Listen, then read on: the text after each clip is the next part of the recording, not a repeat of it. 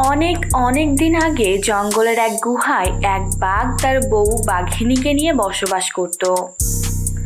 বাঘ সারাদিন শুধু গুহার সামনে ঘুমাতো। এই কারণে বাঘের বউ বাঘিনী বাঘকে অনেক বকাবকি করত। আমি পড়ে গেছি এক জ্বালায়। বাবা মা ঠিকই বলেছিল এই অলস বাঘটাকে বিয়ে না করতে। ও সারাদিন শুধু ঘুমায় আর ঘুমায়, কাজকর্মের দিকে কোনো মনোযোগ নেই ওর। এই যে শুনছো, এখন কি উঠবে নাকি আমি বাপের বাড়ি চলে যাব? তাড়াতাড়ি ওঠো বলছি, আজকে শিকারে যাবে না? অনেক ক্ষুধা লেগেছে আমার। কি হলো শুনছো? গিন্নি, তোমার জন্য তো দেখি ঘুমিয়েও শান্তি নেই। একটু আরাম করে ঘুমিয়েছিলাম, আর তুমি কিনা ডেকে ডেকে ঘুমটা নষ্ট করে দিলে। কি হয়েছে বলো? আমার আবার অনেক ঘুম পাচ্ছে। অনেক বেলা হয়ে গেল, শিকার করতে যাবে না তুমি? এই দেখেছি ক্ষুধায় আমার পেটটা চোচো করছে। তাড়াতাড়ি জঙ্গলে যাও, আর যেইটাকে পারো শিকার করে নিয়ে আসো। অনেক ক্ষুধা লেগেছে। জঙ্গলে অন্য বাঘদের সংসার দেখো, ওরা কত সুখী। আর আমার কপালে জুটেছে তোমার মতো অলস স্বামী। রাগ কেন করছো তুমি? আজকে তোমার জন্য একটা সেরা শিকার করে আনবো। তুমি তো হরিণ খেতে ভালোবাসো। আজকে আমি তোমার জন্য একটা হরিণ ধরে আনবো। তুমি কিছুক্ষণ অপেক্ষা করো। এই বলে বাঘ গেল শিকার করতে, আর বাঘিনী গুহার সামনে দাঁড়িয়ে দাঁড়িয়ে ভাবছিল, এই অলস বাঘটাকে নিয়ে যত ঝামেলা। আমার সময়ের কাজ সময় মতো করে না, সারাদিন শুধু ঘুমায় আর ঘুমায়। আর পারি না বাবা। গেল তো হরিণ শিকার করতে, কিন্তু শিকার যে কি করে নিয়ে আসে কে জানে। এদিকে জঙ্গলে একটি হরিণ ঘাস খাচ্ছিল। বেশ কিছুক্ষণ পর বাঘটি সেখানে গিয়ে উপস্থিত হলো, আর লুকিয়ে লুকিয়ে হরিণটিকে দেখতে লাগলো। আরে, এই তো পেয়েছি একটি হরিণকে। এই ব্যাটাকে এখন পিছন থেকে গিয়ে ধরে ফেলি, তাহলে বাঘিনী আমার উপর অনেক খুশি হবে। আজকে যাই, ও কিছু বোঝার আগেই ওকে ধরে ফেলি। এই বলে বাঘটি পেছন থেকে গিয়ে হরিণকে ধরে ফেললো। তারপর হরিণটিকে নিয়ে গেল তার গুহায়। এই যে গিন্নি, আজকে বলছিলাম না তোমার জন্য হরিণ শিকার করে আনবো? এই দেখো, তোমার জন্য একটি হরিণ শিকার করে এনেছি, আর তুমি অযথায় আমাকে বকো। হয়েছে হয়েছে, কোনোদিন তো দেখলাম না বলার আগে শিকার করে এনেছো। আর আজকে একটা হরিণ এনে এত প্রেম দেখাচ্ছ। এখন চুপচাপ হরিণ খেতে শুরু করো। অন্য কথা বলার সময় নেই, কারণ অনেক ক্ষুধা লেগেছে। এই বলে দুই ভাগ হরিণকে খেতে শুরু করলো। এদিকে জঙ্গলে একটি চালাক ছাগল বাস করত। ছাগলটি অনেক দিন যাবৎ এই জঙ্গলেই বাস করে, কিন্তু আজ পর্যন্ত কোনো শিকারী প্রাণী ছাগলটিকে শিকার করতে পারেনি, কারণ ছাগলটির অনেক বুদ্ধি। জঙ্গলের এই দিকে ঘাস আর খেতে ইচ্ছে করছে না। তাছাড়া এই দিকের ঘাসগুলো খেতে কোনো মজা নেই। কিন্তু জঙ্গলের অন্যদিকে তো শিকারী প্রাণীর অভাব নেই। ওইদিকে গেলে তো কারো না কারো নজরে পড়ে যাব। যাকগে, অত ভয় পেয়ে লাভ নেই। ওদেরকে কিভাবে বোকা বানাতে হয় তা আমার ভালো করেই জানা আছে। যাই, জঙ্গলের ওই দিকটাতে যাই। এই বলে ছাগলটি যেতে লাগলো জঙ্গলের গভীরে। এদিকে বাঘের বউ বাঘিনী বাঘকে বলতে লাগলো, শুনছো, আমাদের বনের রাজা তো সিংহ। সিংহ মহারাজকে যদি আমরা একদিন আমাদের গুহায় দাওয়াত দিয়ে আনতাম, তাহলে মনে হয় উনি আমাদের উপরে খুশি থাকতেন। আর সিংহ রাজা যদি আমাদের উপর খুশি হয়, তাহলে ওই রাজার খাস লোক থাকবো আমরা। তুমি তো ঠিকই বলছো, কিন্তু সিংহ কি আমাদের গুহাতে আসতে চাবে? কারণ ওই সিংহ রাজা হওয়ার আগে আমি একবার রাজা হওয়ার জন্য দাবি জানিয়েছিলাম। এই জঙ্গলে তখন থেকে মহারাজা সিংহ আমার উপর রেগে আছেন। এই জন্যই তো সিংহ মহারাজকে দাওয়াত দিতে চাইছি। তুমি জঙ্গল থেকে একটি ছাগল নিয়ে আসো। মহারাজ সিংহের প্রিয় খাদ্য হচ্ছে ছাগল। উনি ছাগল খেতে অনেক ভালোবাসেন।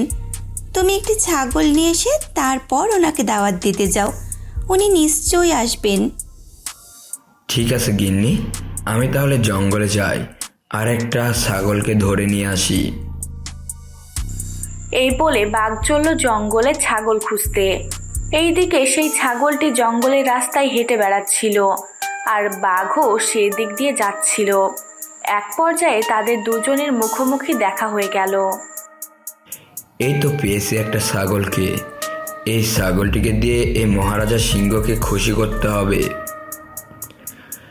এই ছাগল শোন, তোকে আমাদের জঙ্গলের রাজা মহারাজার খাবার হতে হবে, তাই তোর গায়ে আমি কামড় বসাতে চাই না।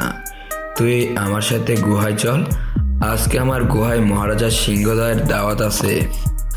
আরে বাপরে, আমি তো মনে করেছিলাম এই বাঘটি এখনই মনে হয় আমার উপর ঝাঁপিয়ে পড়বে, কিন্তু না, এখন যদি এই বাঘের কথা না শুনি তাহলে তো ও আমাকে এখানেই মেরে ফেলবে।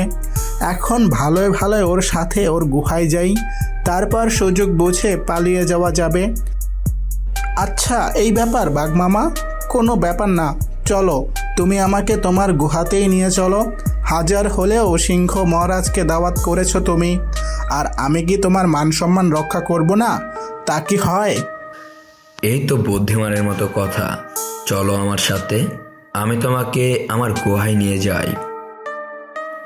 এই বলে বাঘ ছাগলটিকে তার গুহায় নিয়ে গেল আর গুহায় নিয়ে গিয়ে খাঁচার ভিতর বন্দি করে রাখলো ছাগলটিকে। গিন্নি, এই নাও তোমার ছাগল, আর আমি চললাম সিংহ মহারাজের কাছে। ওনাকে নিয়ে আমি আসি, তুমি এদিকে একটু খেয়াল রেখো। ঠিক আছে, তুমি যাও, আমি এদিকটা দেখছি। আর হ্যাঁ, তুমি কিন্তু সিংহ মহারাজকে নিয়েই ফিরবে। এখন জলদি জলদি যাও। বাঘ গেল সিংহকে দাওয়াত দিতে। এই সুযোগের অপেক্ষায় ছিল ছাগলটি। বাঘিনীকে একা পেয়ে বোকা বানাতে থাকলো ছাগল। বাঘিনী মামি, তুমি কত সুন্দর আর কত ভালো, তুমি অন্যকে দাওয়াত করে খাওয়াও, তুমি সত্যি অনেক ভালো। কিন্তু সিংহ মহারাজ তো আমাকে খাবে, তোমরা কি খাবে? এটা তো মোটেও ভালো কথা না। তবে তুমি যদি আমাকে বলো, আমি আমার অন্য একটি ছাগল বন্ধুকে নিয়ে আসতে পারি এখানে, তখন তোমরা তিনজন মিলেই মজা করে খেতে পারবা আমাদেরকে। কিন্তু তুমি যদি আবার ফিরে না আসো তখন কি হবে? তখন তো সিংহ মহারাজ আমাদের উপরে রাগ করবে। তোমাকে আমি কিভাবে বিশ্বাস করব? এটা তুমি একটা কথা বললে মামি, আমি তোমাদের ভালোর জন্যই বলেছিলাম কথাটা। তাও ঠিক আছে, তুমি না বিশ্বাস করলে তাতে আমার কি ক্ষতি? সিংহ আসলে আমাকে খেয়ে চলে যাবে আর মনে মনে বলবে, কেমন বাড়িতে দাওয়াত খেতে গেলাম, ওরা শুধু আমাকে খাওয়ালো, নিজেদের জন্য কিছুই রাখলো না। এতে করে সিংহ লজ্জা পাবে। ছাগলের কথার ফাঁদে পড়ে বাঘিনী ছাগলকে খাঁচা থেকে বাইরে বের করলো। তোমার কথা বিশ্বাস করে তোমাকে আমি যেতে দিচ্ছি, কিন্তু তুমি তাড়াতাড়ি চলে এসো কিন্তু। ঠিক আছে মামি, তুমি কোনো চিন্তা করো না, আমি এই গেলাম আর এই আসলাম, তুমি এই নিয়ে কোনো চিন্তা করো না। এই বলে ছাগল সেখান থেকে পালিয়ে গেল। এদিকে মহারাজ সিংহ তার গুহার সামনে ঘুমাচ্ছিল। কিছুক্ষণ পর সেখানে বাঘ গিয়ে উপস্থিত হলো। এই না হলে রাজা, সারাদিন শুধু ঘুম আর ঘুম, রাজা কোনো চিন্তায় নেই। যাই হোক, যে কাজে এসেছি সেটাই আগে করি। মহারাজ, ও মহারাজ, আমি বাঘ, আপনাকে দাওয়াত দিতে এসেছি। আরে বাঘ যে, তা কিসের দাওয়াত দিতে এসেছো তুমি? আমার কাছে কি উপলক্ষে দাওয়াত দিতে এসেছো? নাকি আবার বাবা হলে তুমি? না না মহারাজ, আমার গিন্নির স্বাদ হয়েছে আপনাকে দাওয়াত দিয়ে খাওয়ানোর, এই জন্যই আপনার কাছে এসেছি। চলুন আমার সাথে, আপনার প্রিয় ছাগল ধরে নিয়ে এসেছি, আপনি গিয়ে খাবেন। বাহ বাহ, খুব ভালো করেছো। সারাদিন ঘুমিয়ে অনেক ক্ষুধা লেগে গেছে, তা চলো তোমার গুহায় গিয়ে ছাগলটাকে খেয়ে আসি। এই বলে বাঘ আর সিংহ চলল বাঘের গুহায় দাওয়াত খেতে।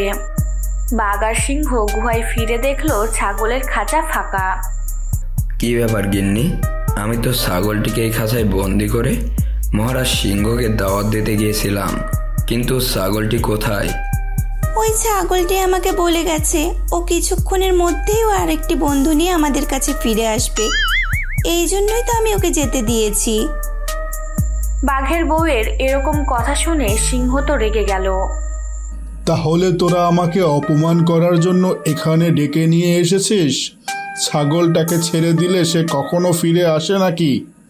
তার মানে তোরা ছাগল ধরিসনি, আমাকে অপমান করার জন্য এখানে নিয়ে এসেছিস? তবে শুনে রাখ, আজ থেকে তোদের সব কাজে বাধা হয়ে দাঁড়াবো আমি, এই বলে গেলুম। এরকমটা বলে সিংহ সেখান থেকে চলে গেল, আর বাঘ আর বাঘিনী বোকা হয়ে সেখানেই দাঁড়িয়ে থাকলো। এদিকে ছাগল দিয়ে জঙ্গল ছেড়ে পালিয়ে যেতে লাগলো। মানে জঙ্গল থেকে পালিয়ে যাই, তা না হলে ওই বাঘ আর বাঘিনীর সামনে পড়লে আর নিস্তার পাবো না। আজ বোকা বানিয়েছি ভাগ্নিটাকে। এই বলে চালাক ছাগলটি জঙ্গল ছেড়ে পালিয়ে গেল।